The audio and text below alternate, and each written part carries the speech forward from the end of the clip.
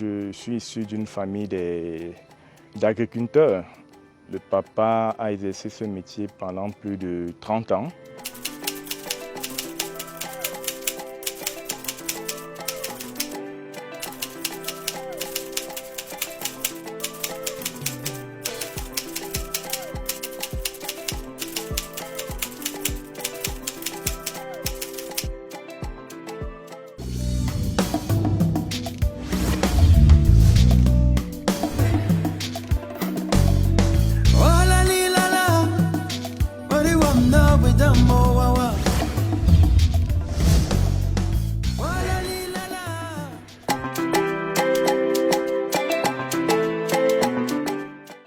Je me nomme Joseph Mbiandia, je suis producteur de panier à huile dans la localité de Lom.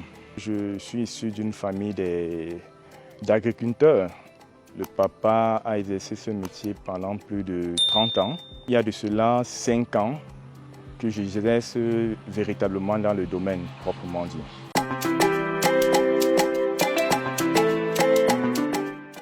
Déjà, c'est une culture pérenne dont la récolte peut se faire jusqu'à plus de 30 ans. Ça, c'est le premier avantage avec le panier à huile. Le deuxième avantage, c'est que c'est au départ de la production, la première production jusqu'à la fin du cycle, on la récolte 2 fois par mois. Donc, la récolte se fait en principe entre 10 et 15 jours. Vous voyez ce qui fait naturellement 2 fois pour 1 mois. Et ça, c'est le deuxième avantage. Donc, contrairement aux autres cultures comme le maïs, le panier à huile se récolte à vie pendant 2 fois chaque mois.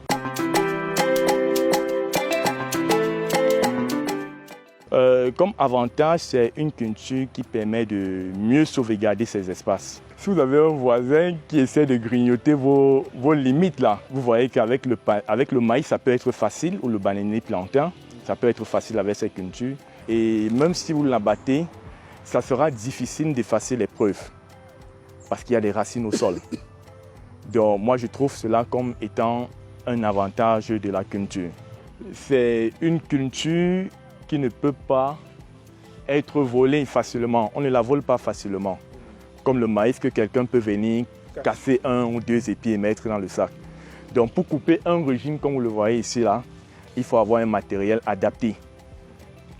Un matériel adapté, la perche, il faut avoir une perche. Il faut être muni d'une perche pour pouvoir couper le régime. Donc vous voyez qu'en termes de sécurité déjà, ça peut être un avantage pour le producteur. On utilise généralement moins de personnes. On a besoin de moins de personnes. Par exemple, pour une exploitation comme celle-ci, nous sommes dans une exploitation de 5 hectares.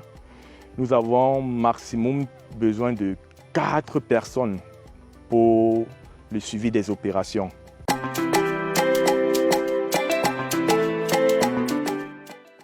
Au niveau de l'écoulement des produits, je peux vendre mes produits sur place.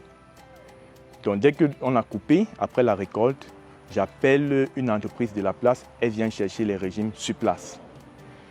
Au niveau de, toujours si on reste dans le cadre de la commercialisation, même si vous avez l'huile de 2 millions, 30 millions, 1 milliard sur place, il y en a les entreprises, il y a les savonneries locales qui ont besoin d'huile, qui viennent prendre sur place.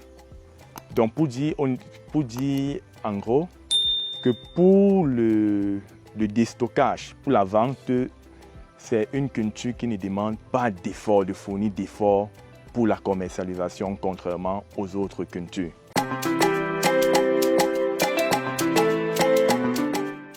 Elles sont nombreuses. La première difficulté, c'est le personnel qui se fait de plus en plus rare. Et les coupeurs qu'on n'en trouve plus. On n'en trouve pratiquement plus, les coupeurs. Donc, ils sont exigeants. Quelquefois, ils deviennent très exigeants. Ça, c'est d'un. De deux, quelquefois, lorsque vous les faites même des avances, ils disparaissent. Bien après, ils ne prennent plus le téléphone. Donc, il y a le personnel qui est la première difficulté pour la chaîne d'exploitation. Et la deuxième difficulté se trouve au niveau de la logistique. Vu que les plantations sont quelquefois très éloignées du pressoir, on ne parvient pas à transformer, à envoyer la matière première dans nos différents pressoirs ou alors à faire écouler le produit fini.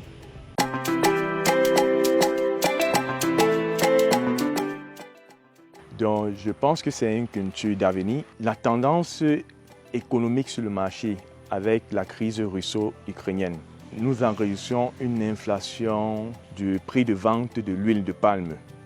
Par le passé, il y a de cela 5 ans, en pleine saison, la tine d'huile coûtait 7 500 à 8 000 francs.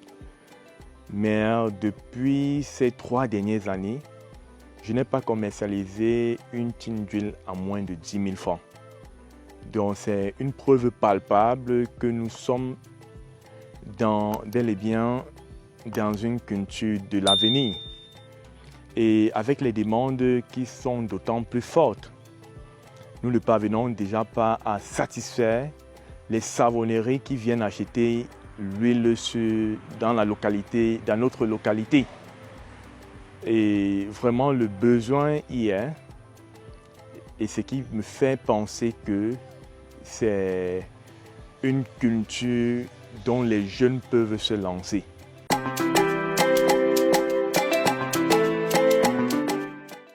Il faut être strict, comme disait Machiavel à la base. Parce que si vous n'êtes pas strict, que ce soit au niveau du planting, que ce soit au niveau de votre récolte, que ce soit au niveau de la transformation, ça ne pourra pas marcher. Pour les débuts, il doit falloir être là pour pouvoir comprendre l'activité proprement dite.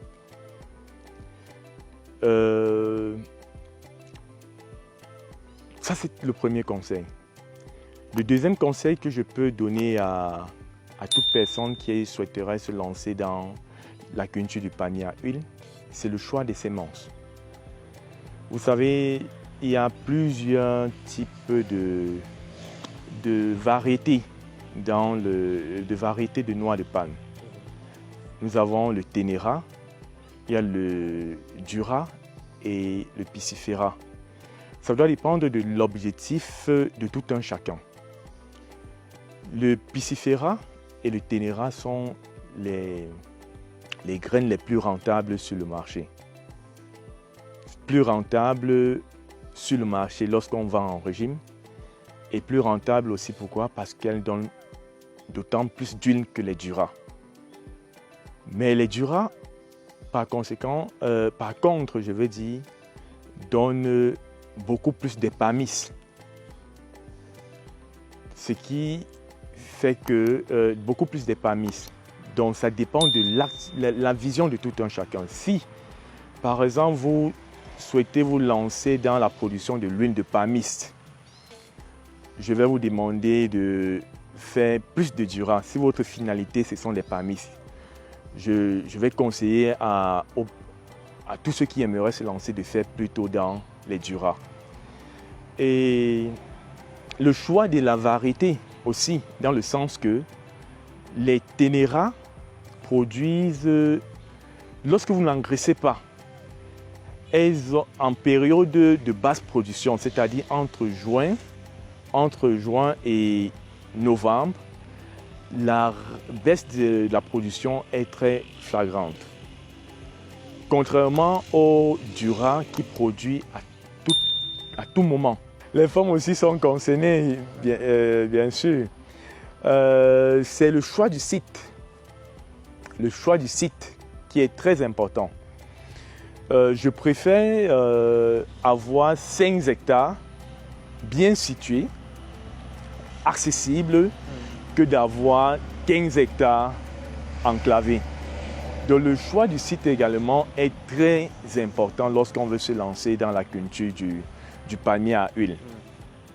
Donc je pense que ce sont les éléments, ces quelques éléments qui peuvent orienter des personnes à se lancer dans ce projet, dans cette belle aventure.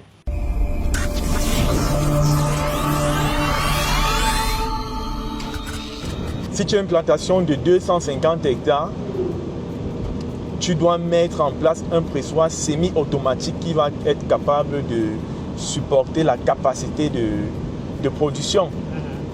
Donc voilà un peu ce que je pense par rapport à la mise en place des pressoirs.